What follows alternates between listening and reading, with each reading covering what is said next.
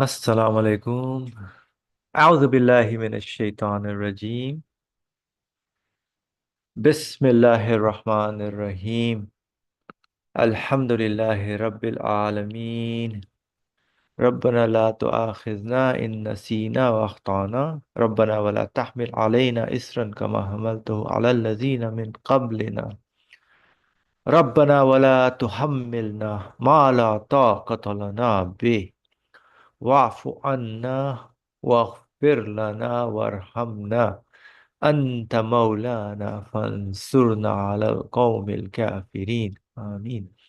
رب اشرح لي صدري ويسر لي أمري واحلل عقدة من لساني يفقه قولي واجعل لي وزيرا من أهلي هارون أخي أشدد به أزري وأشركه في أمري كي نسبحك كثيرا ونذكرك كثيرا إنك كنت بنا بصيرا وصل اللهم على محمد وعلى آله وصحبه أجمعين والحمد لله رب العالمين.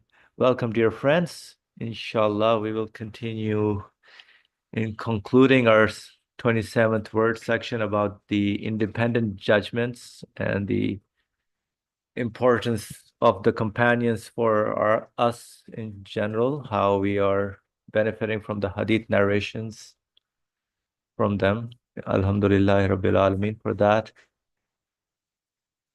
So the topic is interesting about why the author brings after the treatise on independent judgments. He's brought up the topic of what is the importance of the companions, and he's been giving different um, answers to the questions people have in terms of the status or the how elevated the companions are, and can the saints reach that level, even though those who have achieved perfection.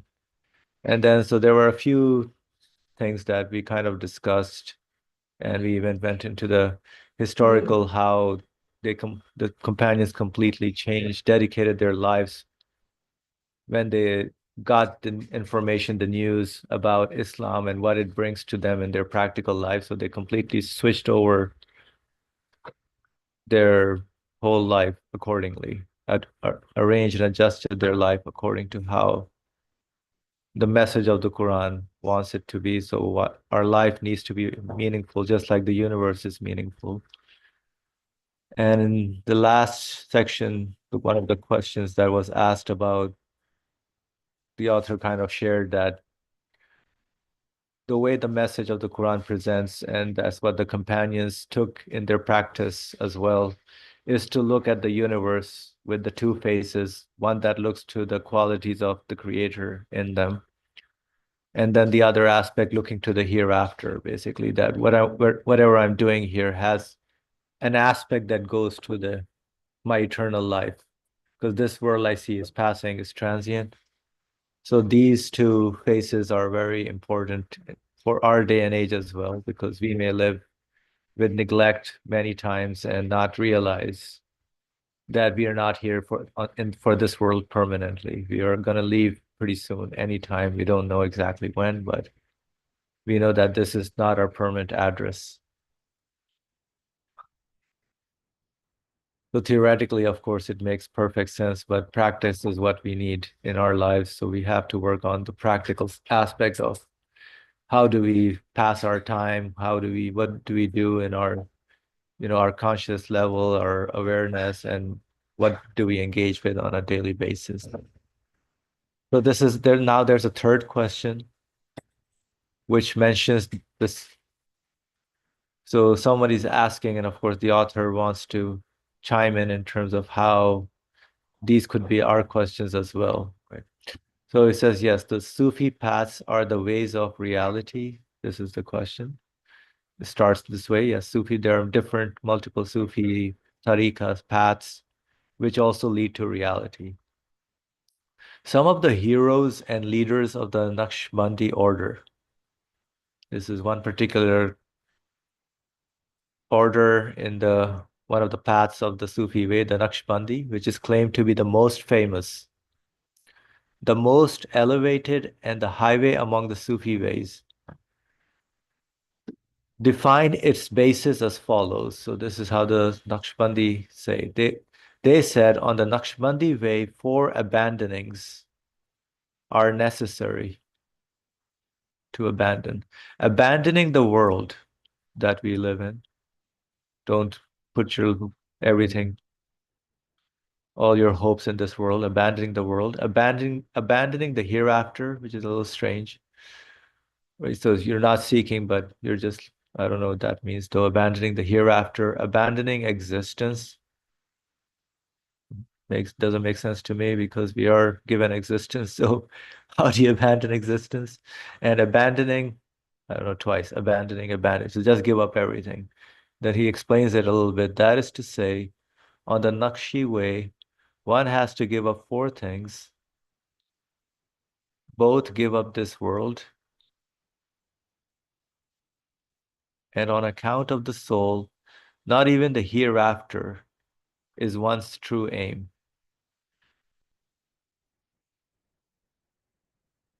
So both give up the world, and on account of the soul, not even the hereafter is one's true aim. Forget one's existence, and in order not to become vain and proud, not think about these acts of renunciation.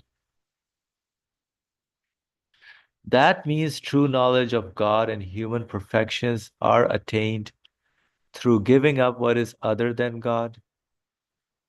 So that is the question. And that question basically relates to one of the best Sufi paths, which is called the Naqshbandi order.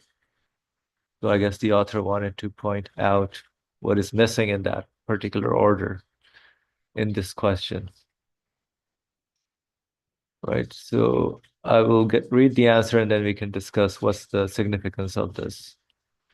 So the answer is pretty simple. If man consisted of only a heart, which is what most Sufi paths lead to, it would be necessary to give up everything other than God and to leave behind even the divine names and attributes and bind one's heart to the divine essence alone. But man possesses many senses and subtle faculties. So man is given many senses and faculties charged with duties like the mind, spirit, soul, and others. The perfect man is he who, driving all those subtle senses towards reality, so using the mind, the spirit, the feelings, the soul, so driving them towards those subtle senses towards the reality, getting to know who my Lord is, what am I here for? What there must is this the only world that I'm going to live in, or there must be a hereafter that where I would like to live all my feelings that are what my feelings are looking for, so that they can be satisfied, right? So the reality is many, but on the different ways of worship, particular to them. So each of these senses worships in a particular way, that is particular to it, marches heroically like the companions in a broad arena and rich fashion towards the goal,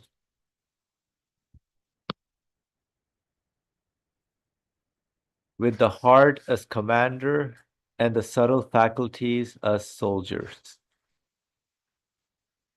So man can basically follow the way how the companions used all their subtle senses and their spirit, their so and their feelings, intellect, reasoning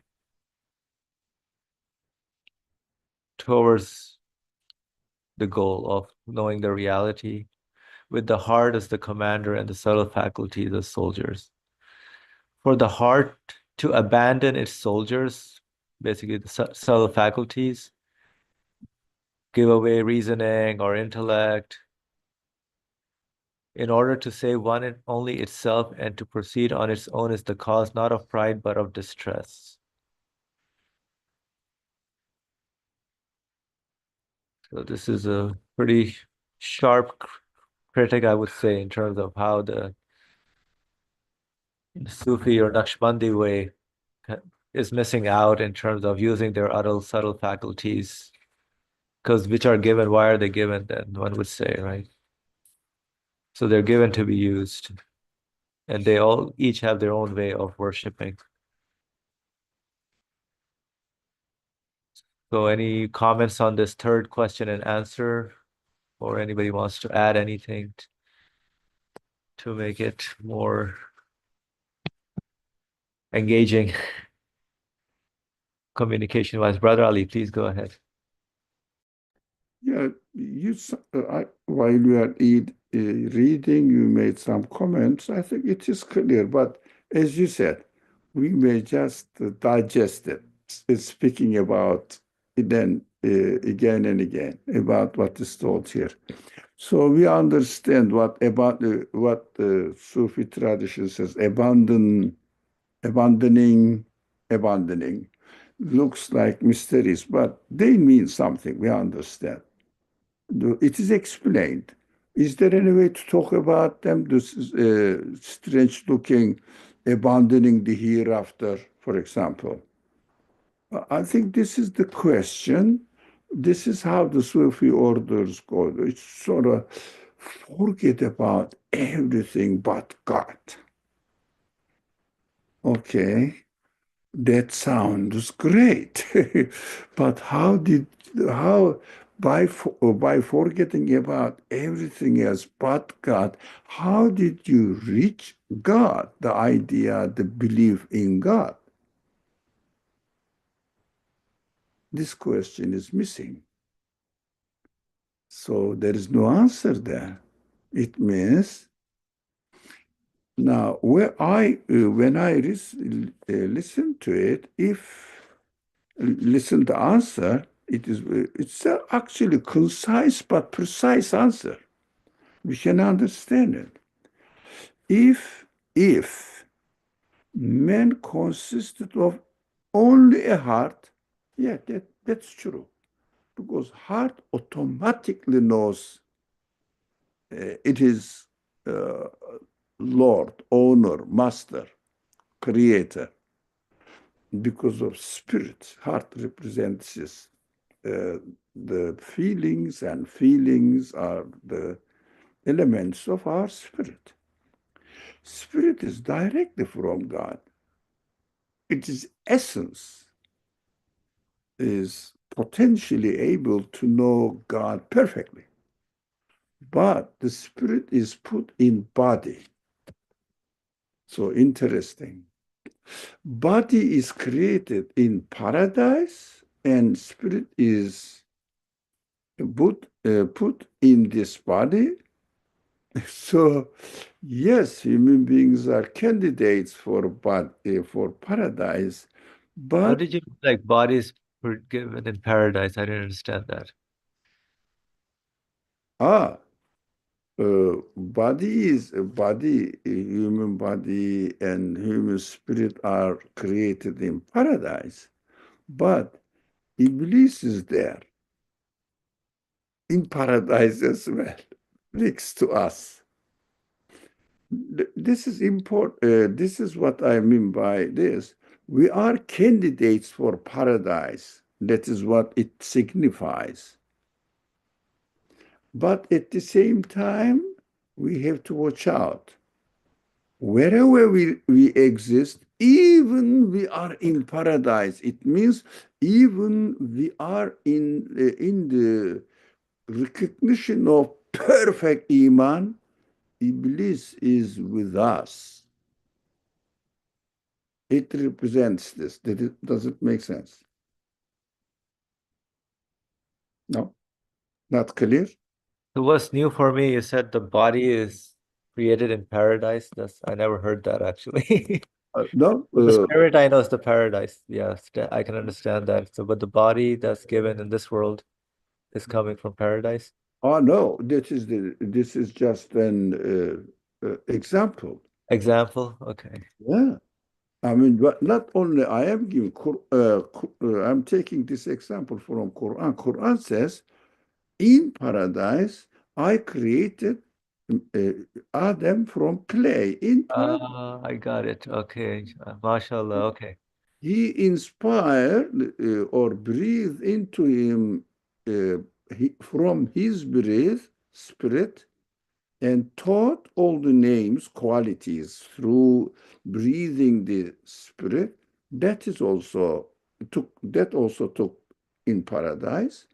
And surprisingly, Iblis, Satan later on, the name will change, is in paradise. Got it? Yeah, that's very interesting that he's in paradise. Yes. So, oh, what are you doing here? Iblis, get out. No, no, no. He is in power. What does it signify? Even we are in the perfect 100% exact realization of Iman Billah, in God, still Iblis is with us because this situation represents paradisic life, isn't it? 100% Iman, correct? Yes or no? I'm listening, yes. But 100% Iman represents paradisic For life. him, yes, yes, correct. Now, in the parasitic life situation, even in this situation, Iblis is with us. No one can say that I can abandon everything. I am with God, annihilating yourself in God. That is what they say. This is just super idealization, not in human reality. That's what answer says. If man consisted of only spirit, a spirit, maybe everything, you leave everything, you directly connect yourself with God, but it is not our reality, is it? So, what is the problem? Why? Why? Also, almost all Sufi ways, paths, Sufi ways, have this kind of attitude. But Nakshi goes extreme, even more extreme. But this kind of tendency is with always, you can find the traces of this tendency in every Sufi order. Right. Why is it, what is the source of the problem here? Because they claim their belief in God without going through the process of, who can guess? What am I going to say? Shall I repeat my introduction sentence? Yeah. Their claim to believe in God is based on, The pre-accepted notion of God. without going through, La ilaha illallah. no, no, that's correct, but it, Without examining the universe or seeing the no, evidence. Without rational or reasonable. oh, excuse me. Asim said that you can talk, but of course we shouldn't speak on wrong assumption. Asim said, La ilaha illallah. I said no, because it was correct, but there is an addition. Without going Without seeing through the La evidence. ilaha. Yeah, without seeing the evidence or the universe. Yeah, La ilaha. Correct. In order to be able to say La ilaha, you cannot ignore your physical existence. Even in paradise, your your body exists. Your Iblis exists, even in paradise. Body also created in paradise. Understood now? Even it is in you think that you are completely annihilated yourself before God. No, it is not reality. Because you have to go at every stage through La ilaha process in order to be able to say La ilaha. Like I thought, first of all, in order to say La ilaha, you have to go a certain path. But when you read the question, from my previous readings, I didn't realize. I didn't remember. But I said, this question has nothing to do with ijtihad, this independent judgment. And also as an addition, because we understood that it must be studied together, companions. What is it to do with it?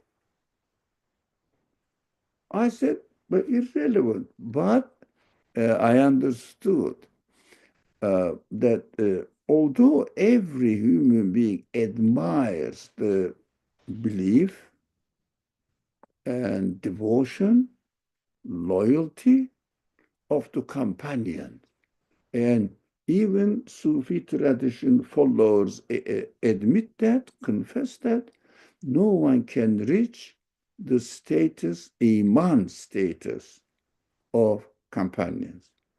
And I understood when I saw the companion in the answer, look, the ideal Muslims, believers, did not claim this at all. Are you claiming that you are much more perfect than companions, which will be a contradiction for you? They lived in this world.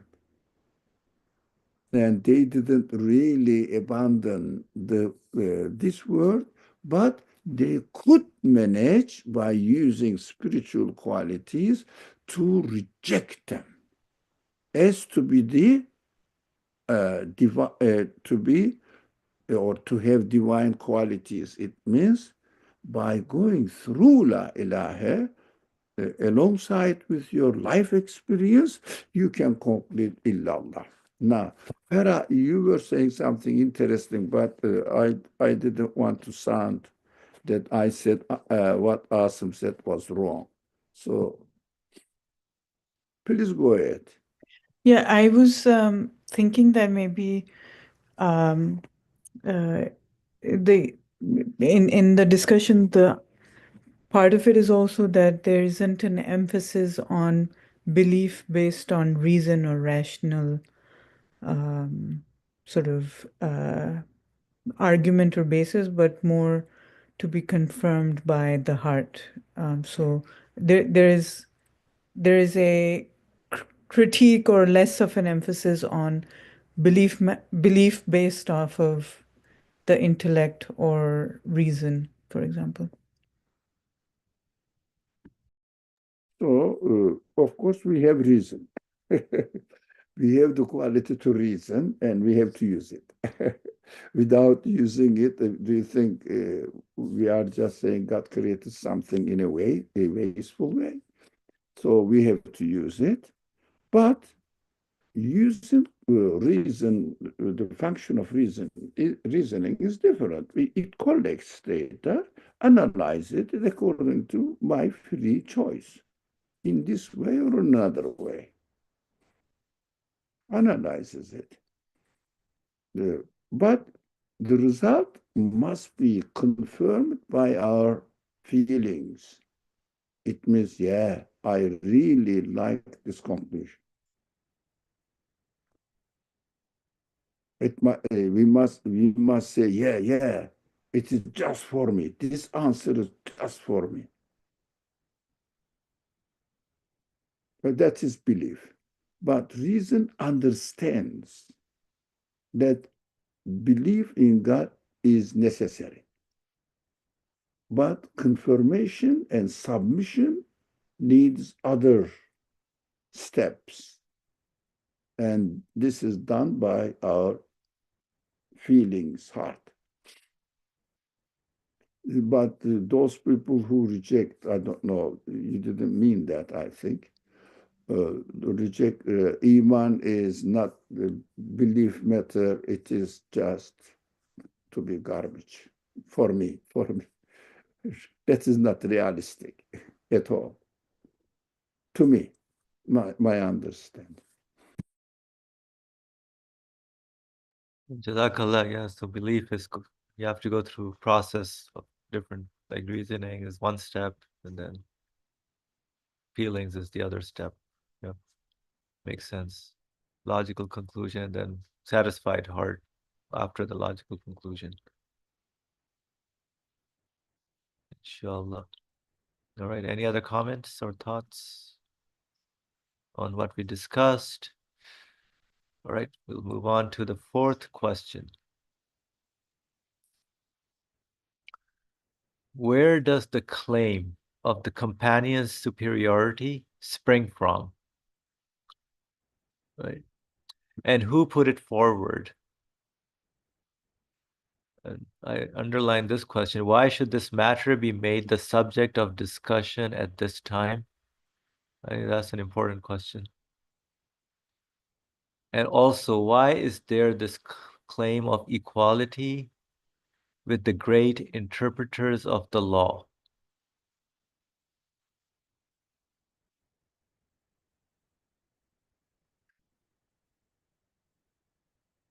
But the answer, there are two groups who say these things. Some are the sincere religious scholars and men of religion who, seeing certain hadiths, open up such discussions in order to encourage and hearten the pious and the upright at this time.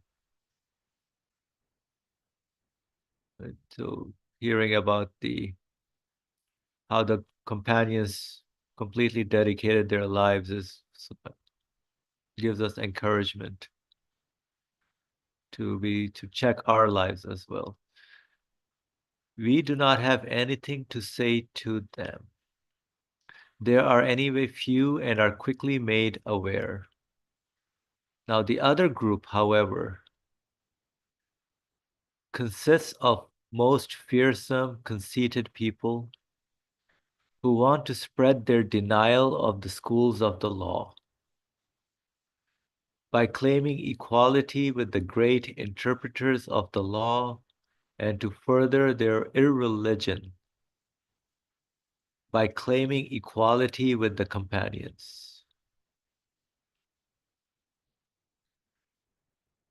Because firstly, those people of misguidance have become depraved, morally corrupt, that's what depraved is, and have become addicted to depravity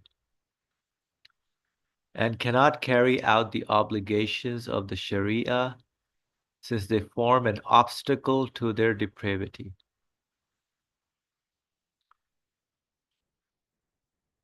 In order to find a pretext for themselves, they say these questions may be interpreted. The schools of law are opposed to each other in these matters. So they come up with their own way of doing things and ignore the schools of law that how they explain it or how to do it, the practical side. And the interpreters of the law were human beings like us and may have made mistakes.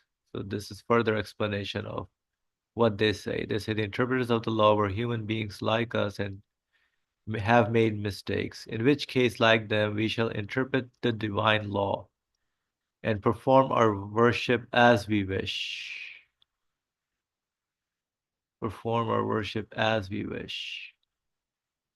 Why should we be compelled to follow them? Thus, due to these satanic wiles, these wretches put themselves outside the fold of the schools of law. It is demonstrated clearly in the 27th word just how baseless and rotten these claims are, so we refer you to that. So this is the conceited people who are not really interested in following religion or submitting themselves. Now, so secondly, that group of the people of misguidance saw that matter does not end with the interpreters of the law. For what lay on their shoulders were only the theoretical matters of religion. Whereas this group wants to give up and change the essential teachings of religion. If they say we are better than them, the matter does not end there. For interpreters of the law may interfere in theoretical matters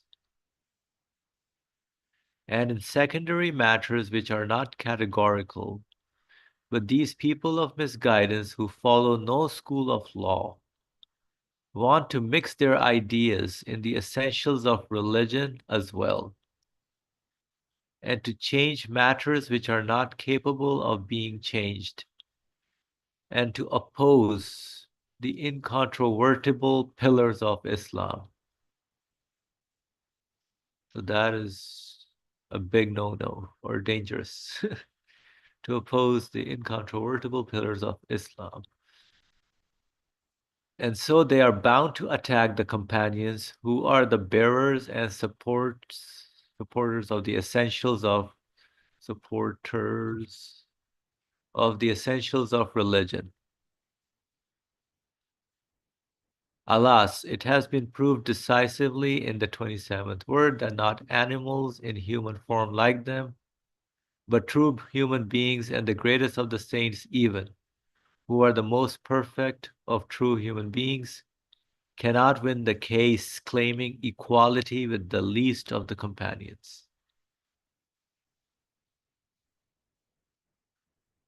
O God, grant blessings and peace to your messenger who said, "Do not insult my companions."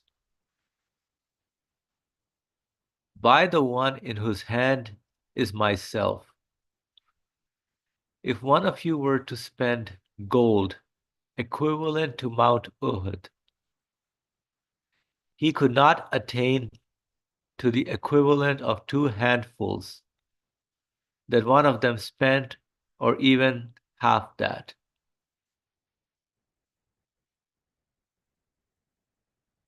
So that is the elevated status of the companions. This is from Bukhari, a hadith narration. Even if you spent an equivalent to Mount Uhud, it would not even be equivalent to 2 handfuls of them, or even half of that. Not even 2 handfuls, but even not even half of it. So that begs the difference, or the virtue that the word we used before for the companions.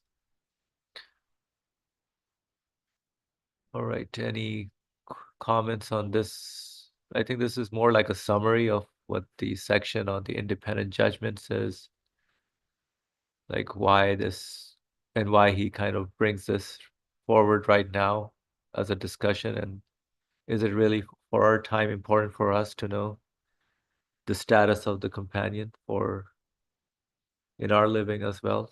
Can they be also the examples or role models for us? So I would say yes. Right? That's how we're benefiting from the hadith narrations that come from them, because they witnessed firsthand and published whatever their taught narrations accordingly. All right. Any comments? Brother Ali, please go ahead. We have a lot to discuss, but when you read it very quickly, I cannot really, because of my incapability, to follow. And Okay, that's cool. Slowly a little bit. Okay, sure. Now, let's start from the very end. I will give you an example. Recently, I gave this example somewhere. I don't know whether it's English, Turkish. I don't remember. Maybe with you. Maybe on Saturday class. I have no idea, but it is time to remember it. Now, if a person is very rich, billionaire, gives you $1,000 to help you, you will be pleased, but $1,000, come on, you are a billionaire, man. Cover up my need. Did you hear this example recently? So I should recall some time back, yes. Well, no, very recently. And the other guy who earns $100 gives less or more, something like that, right? Yeah. So the one who has $100, he says, I have $100, but I need some food and I have to buy some food. But okay, I will give you $75, and 25 is enough for my bread only, and that's enough for me. Which kind of feeling you will have?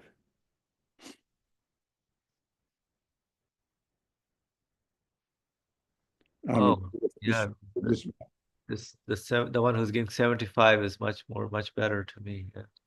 So you say it is unbelievably generous, man. Yes, right. Although the other one has given you 1,000. So this example is given here by the one whose hand is myself, in whose, let's say, if one of you were spent gold in equivalent to Mount Uhud, he couldn't attain to the equivalent of 2 handfuls of that one of them spent. That explains it, even half that. What does it mean? What does it represent, this gold equivalent to Mount Hood? What does it represent in this case? Well, now this is my question, but I will share my answer to it. But that is my interpretation. That represents knowledge. Now, using the technical means, gadgets, Google or AI, whatever you use, you can approach. There is a website you cannot imagine. There are 12,000 in this Shamili, it is called, or Isfar. So Esfar, sorry, not Esfar. So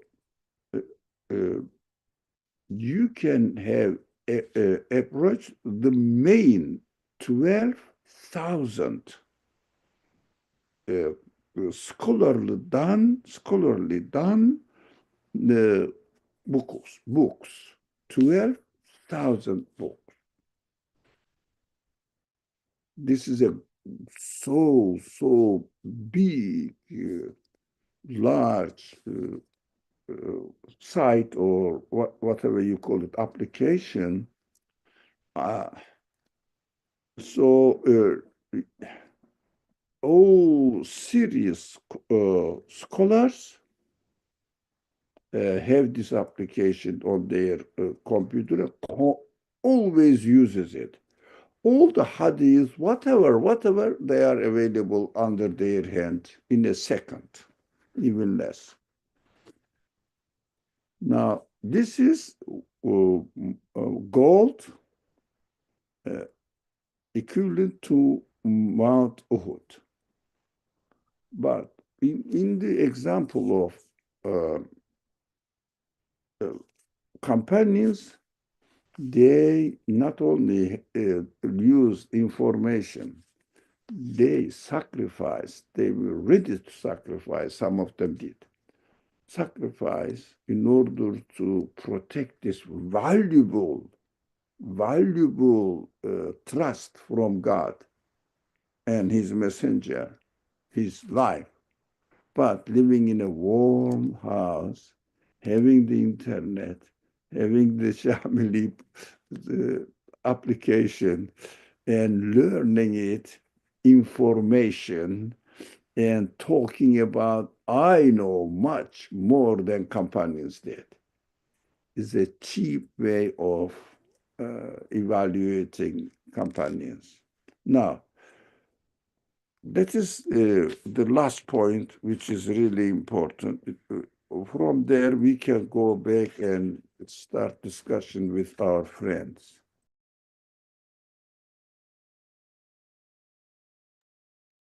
All right. Jazakallah. Yes.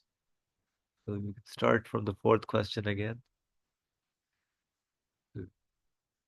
Where does the claim of companion superiority spring from? So we know certain hadith narrations do mention it. And of course, even any connection of us with the Prophet, peace and blessing upon him, has to go through the work of the companions or their engagement and dedication to the message. Right.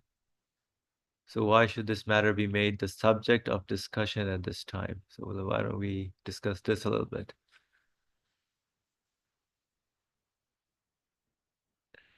Any comments or thoughts? Yes, Brother Ali. Go ahead, please. Because the problem rises from there. Now, Muslim world is suffering from this problem. Not really appreciating the companions. But let's talk about this one. Interpreters of law, why is there this claim of equality with the greater interpreters of law? It means if a person says an interpreter of the law, what does it mean? Fiqh matters, yeah? İçtihat matters. Right. Yeah, interpreters of it means fuqaha, faqih, plural fuqaha. So fuqaha. So they are equal, even better, because they know better than companions. But how companions understood fiqh matters? How practiced it? How they practiced it? Let's talk about it. Not for the sake of question, as a preparation of our minds to answer this question. How companions practiced Islam, which is really practicing the matters or subjects related to independent judgment. Yeah, the problem or matters related to fiqh. How did they do it? So they saw the Prophet, peace and blessing upon him, do it first, right? That's how they. Yeah, exactly. Just saw the person doing it. And because of their devotion, they practiced it. Their submission, directly they practiced it. What we do, we interpret the narrations according to what? Now, there is no physical example in front of us. According to what do we interpret it? Document available, but using my own criterion. That is why companions cannot be reached through their life, if you like, through their practice directly. They, interpreted means put into practice exactly what the Prophet did, and saw the person even he didn't see it, a person who's doing it because he doing something in a particular way, because he knows that he's doing it because he has seen the prophet doing it. So the companions are learning from them, from each other. And that's why they say, I saw prophet doing this. I heard prophet saying this. The narration starts from there. Narration starts all from companions. If a narration doesn't start from companions, the scholars, hadith scholars, put a question mark. This is narrated by a person who is not really saying that he saw from a companion, or he heard this from a companion. It means his own interpretation, and this his own interpretation loses its value of the narration greatly. Yeah, this is called now. If a narration is related to the prophet, it is called hadith mursal. If it is not really connected to the prophet, I think it's called merfu. Yeah. Yes. No, mevkuf hadith. Mevkuf hadith. Now, the waqf stopped at narrators without connecting it to the companion or the prophet. Mevkut. Mevkuf, waqf. I think Farah understands best translation. Does that include even the ones we discussed earlier about, let's say, Aisha's narrations about the previous events, or Ibn Abbas's? Now, they are learning from companions. So when Aisha narrates something, it means she heard from another companion. And this companion saw it or heard it from the prophet. Did I understand? So Yep. Aisha's narration, some of other narrators' narrations, they learn from other companions, but companion to companion, not always mentioned, because they were sure that I saw. Sometimes they do, though. Sometimes they do. They said, I have seen Uthman doing this, Omar doing this, Abu Bakr doing this, or Ali doing that.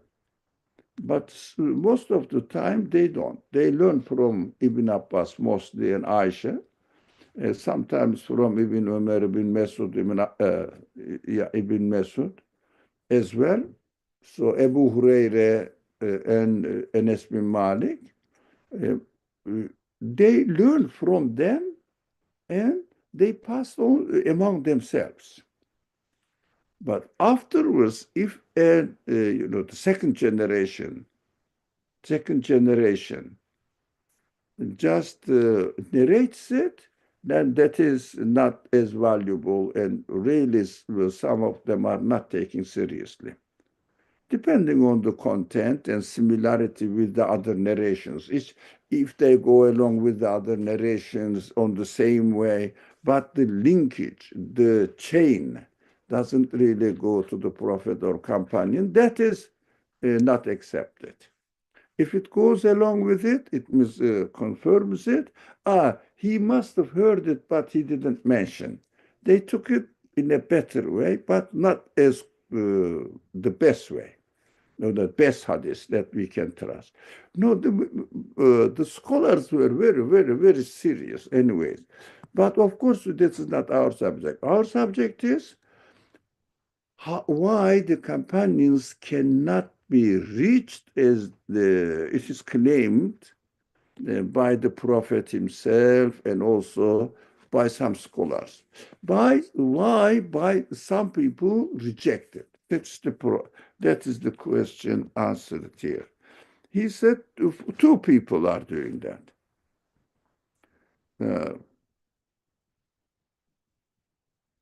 Encourage and hearten the pious and upright at the same time. This one, look, they say, the fiqh scholars say this, they are so great, with a good intention. He said, we say nothing to them. The answer, nothing to them. But those people, what they want to claim, discuss the quality of the companions so that take the hadith narration, interpret it as he wants, according to his criteria.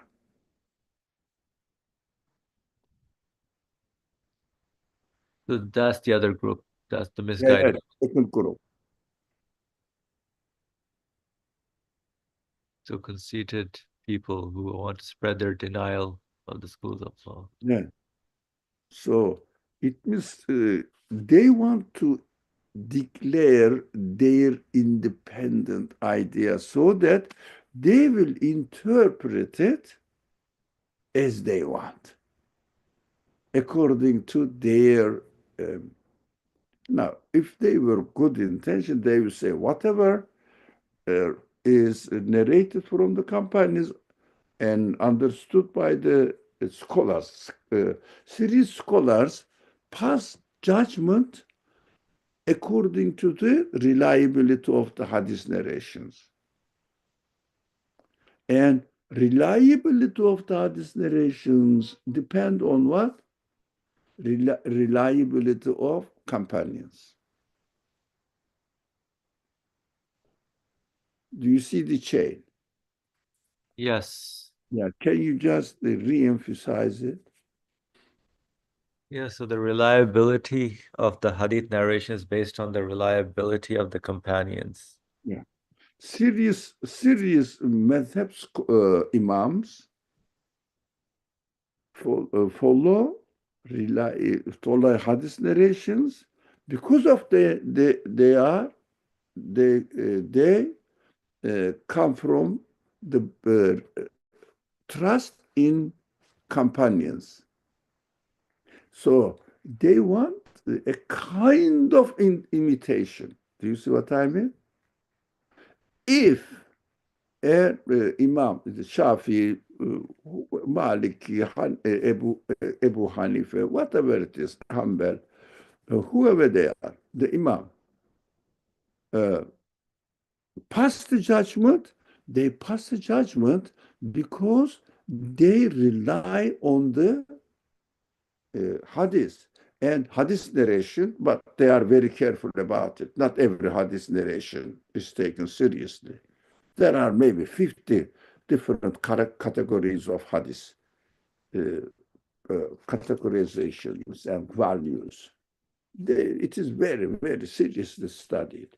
So if they are sure that this narration from companion is heard or saw prophet doing it, they submit it directly. But if a person wants to discard the reliability of the companions, therefore, what they say, these scholars interpreted the things according to their own criterion, according to the conditions of their own time,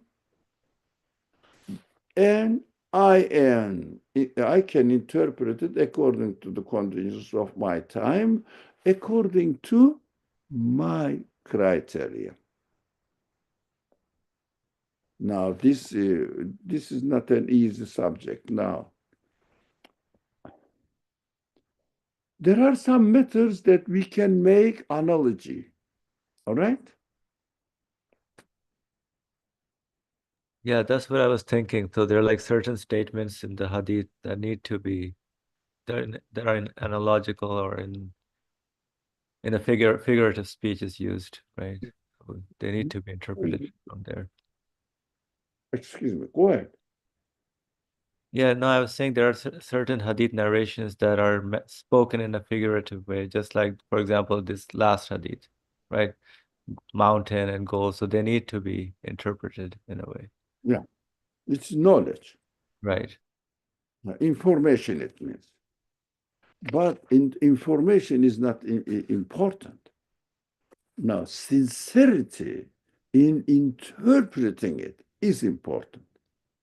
Sincerity in interpreting it, relying the first interpreters of, ijtihad is different. Relying the first interpreters of the hadith narrations, but they didn't interpret it as they understood that. Now, this narration is the most reliable narration from a companion. I will pass a judgment accordingly because I trust. You continue. Because I trust. The companion. No, the narration of companion. The narration of the companion. Yeah. So, because if there was no narration of companion, how would we know how Prophet practiced these matters, jurisprudential matters? How did only companions saw it when we hear from companions? But what they say, I saw Prophet, I heard Prophet doing this, saying this. That's enough. And this narration is coming now to the imams, madhab imams, but they don't want to follow it. So ijtihad may be carried on by qiyas. Now, this qiyas is Imam Abu Hanifa. That is his path. He used a reason. That is why some people, especially Hanbalis, don't like Imam Abu Hanifa. I mean, not don't like. They saw it as someone is really Ahl Bid'ah. Why? Because he said like this. The others, Hanbali, especially Ahmed ibn Hanbal, Hadith says so, must be so. Finished. Finished. Under any conditions, under any conditions, and under any circumstances. But Abu Hanifa said, look, Prophet was in this situation. While in this situation, he applied this. And in another situation, he applied in another way, because we see now we need another subject to talk. Now we see that the Prophet applied certain things in different ways. So from the change, Abu Hanifa took it. If position A, application is like this, is position B, application is like this. What happened? Position changed like from A to B in this way. The Prophet changes it. Make an analogy. From this situation, A or B, my condition changed, so I can change it accordingly. That is called qiyas. Right? He used this reasoning. Now, certain people love imitation. Abu Hanifa doesn't. So those people who love imitation, Hadith says so, it must be so, period. No. Abu Hanifa, they don't like it. Abu Hanifa, he gave the example how a jurisprudential matter can be updated according to 21st century requirements. Qiyas. But qiyas, it means really the criterion of qiyas, they come from the same root. Qiyas and mikyas. Mikyas is criterion. Qiyas is making, according to certain criterion, another analogy because of the criterion requires it. That is not really known nowadays. They may think that qiyas is an arbitrary analogy. No, according to the criterion, qiyas must be done. Analogy must be done. But what does it mean now? I have to have the criterion in order to make a qiyas. But those people who don't want to have the criterion as a yardstick, they want to have their own desires as yardstick, want to make analogy according to their requirements of their whims. They lose the criterion. Abu Hanife's criterion depends on, I said there is another subject to be discussed, gradual education, followed by the Quran, gradual training the society. We know that for first 13, 14, even 15 years, there is no jurisprudential matter really. Afterwards, slowly, gradually, everybody knows this prohibition of alcohol. And not everybody knows the prohibition of adultery, committing adultery, or other form of adulteries. Now, gradual. So that is the Quranic way of training a community. How about the Prophet? Prophet followed the Quranic tradition step by step, just behind it. The universe is gradually presenting the perfection of the things. Put a seed, a shoot comes out, and then a little bit bigger tree comes out, and then fruit is created on it, gradual. Human beings learn gradually. Human beings really learn how to practice gradual. You cannot learn by reading how to swim from a text. You have to go and learn how to swim gradually. So, gradual creation, gradual learning ability, gradual practicing ability, gradual presentation of the Quran, gradual representation of the prophetic life, representing the Quranic teachings, messages, requires that this ijtihad by analogy follows this gradual trace. That is why I really, not because I follow Hanafi, of course my community was Hanafi, just followed it. But later on, when I studied it, I found that Abu Hanifa is more realistic than the others. So I said, yeah, that is what I have to learn from him. So, but I also attach very much importance to now this analogy must have it is if you like independent criterion, independent from what? From my whims, expectations, likening.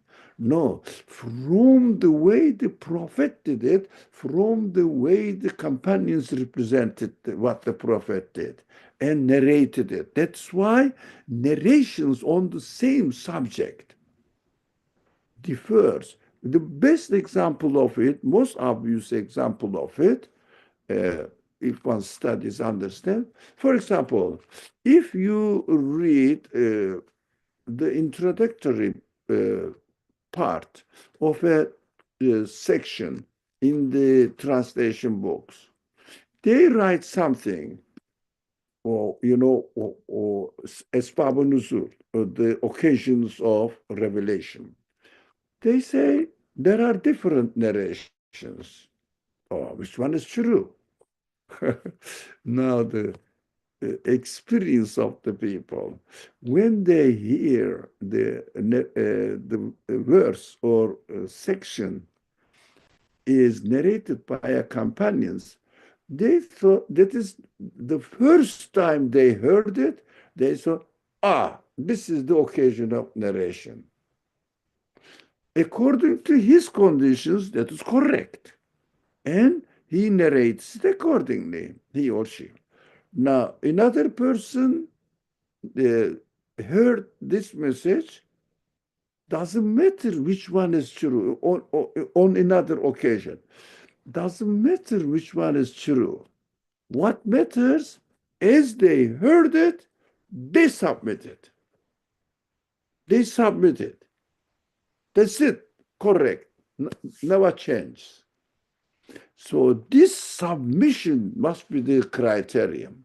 But when I read one hadith, what I say, there is another hadith, man. He says you can do it in this way as well. Let me take this one. What is the criterion here?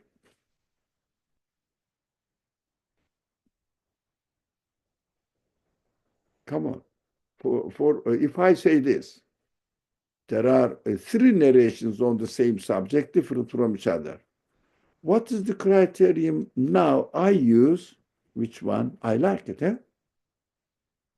Fits my expectations. This day and age, yes.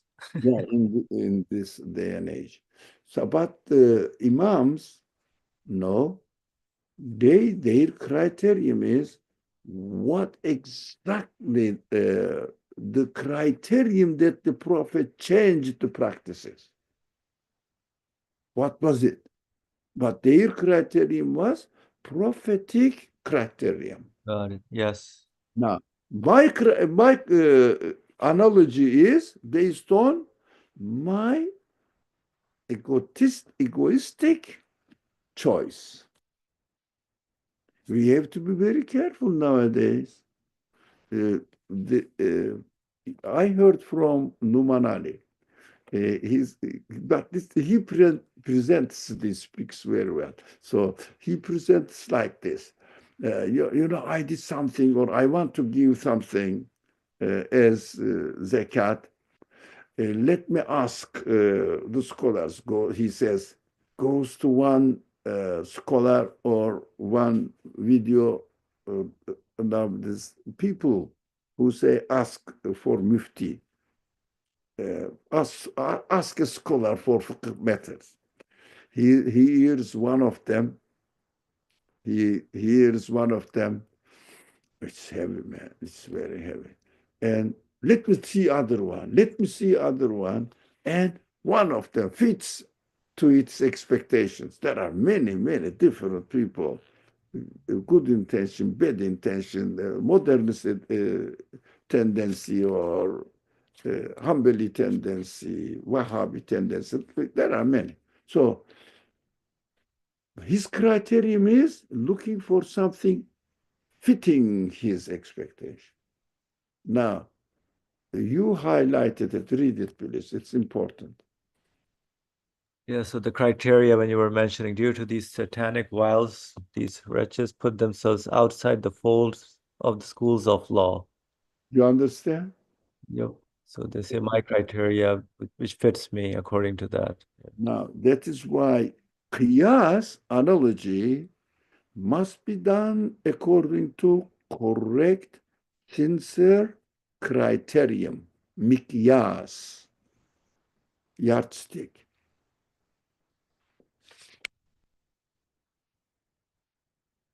Yeah, Mikyas is yardstick. yeah, mikyas, Okay. the means of qiyas.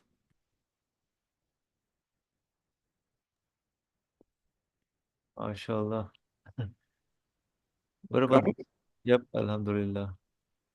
So what is he saying about not categorical, which are not matters, secondary matters, which are not categorical? So for interpreters of the law may interfere in theoretical matters and in secondary matters which are not categorical, but these people of misguidance who follow no school want to mix their ideas in the essentials of religion. So they kind of interfere in terms of the pillars of Islam in a way by saying my criteria and then putting one's ego in the criteria that Now, is, yeah. for interpreters of the law, may interfere in theoretical matters and in secondary matters, which are not categorical. Secondary matters which are not categorical means they are not from among the Arabic is daruriyat diniye, esasat imaniye, fundamentals of belief matters. So, but halbuki this is they want to change their fundamentals of belief. In fact, that's why. Now, here it is. And who follow no school of law want to mix their ideas in the essentials of religion as well, and to change matters which are not capable of being changed. Now, for example, fundamental beliefs cannot be changed, cannot be the subject of ijtihad anyways. But the way you understand different, but the essence of it cannot be subject of ijtihad.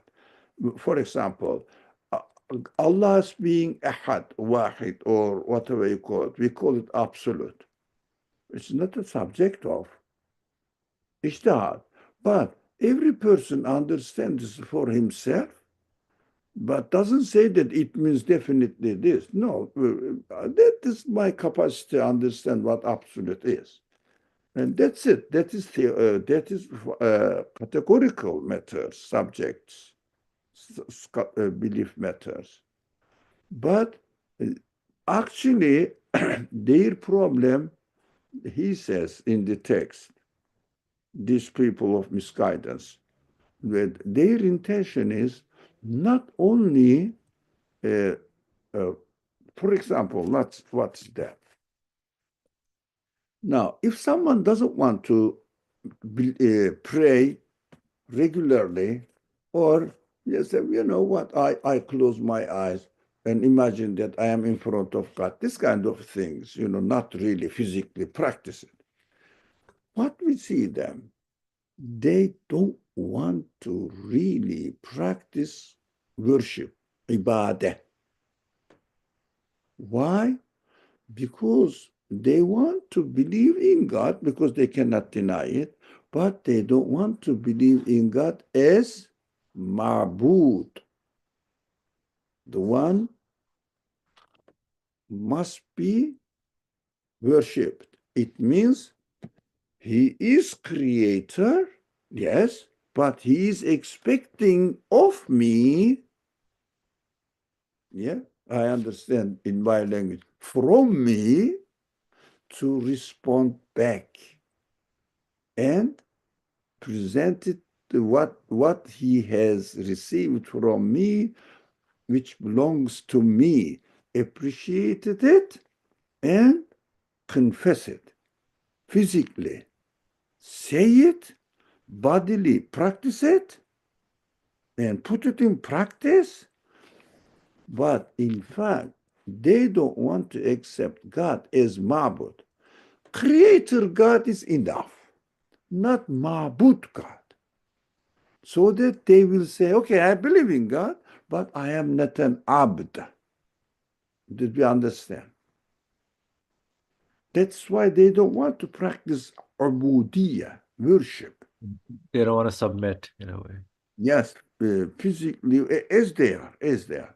They don't want to submit, looking for an excuse to justify that I'm perfect. That's it, because I believed in God and I did something according to my own criteria.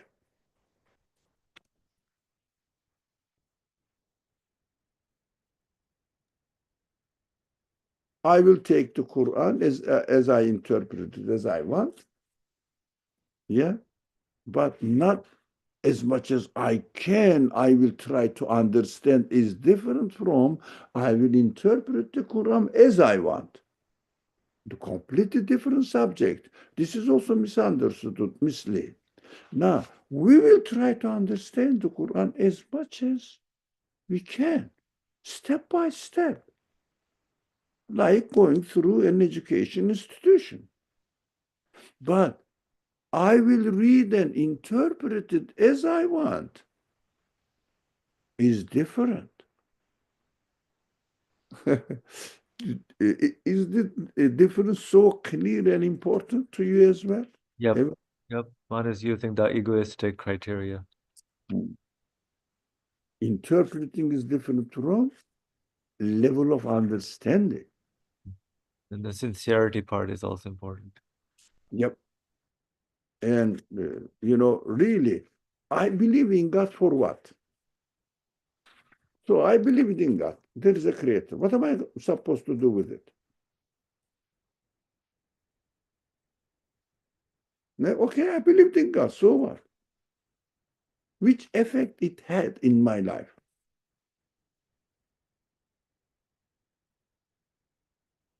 So I believe in God so that I will know my source of existence, so that I will return my response back to Him. So I believe in God in order to worship Him.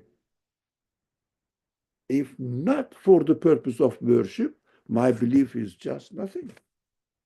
Just, I know, okay, I didn't deny, finish. Now, it is something, still it's something, but don't mess up with hadith or schools of madhab, schools of thought or practices, narrations. Don't mess up with Quran's interpretation. No, just say, I just want to believe in God and do nothing. Or do it according to my own desire, not following the Prophet. Why? The companions interpret the Prophet as I want, and I interpret the Prophet as I want. Do you see what I mean? Yep. That they reduce the companions to not their real value level, but liken it. There was another, not like the scholars. They read the hadith narrations and interpret it. So they are the interpreters as well. They are equal in this term, so that I can interpret it as well. Not without taking the exemplary life of companions, who followed and really, really submitted to the way of the Prophet did. Sorry, I spoke a lot again, as usual.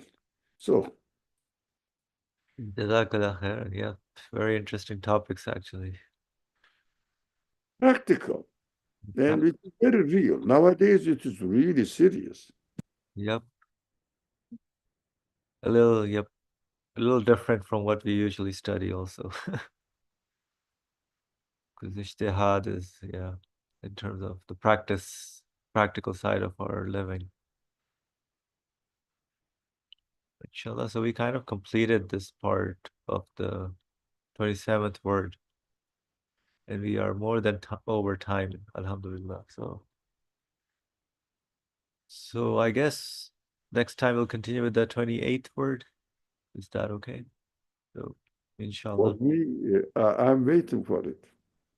Paradise or what's Oh that? yes, paradise. About paradise, inshallah. It's interesting, yeah. How from the practical part it goes into being, I mean, you mentioned our body and spirit coming from paradise. Iblis is in paradise.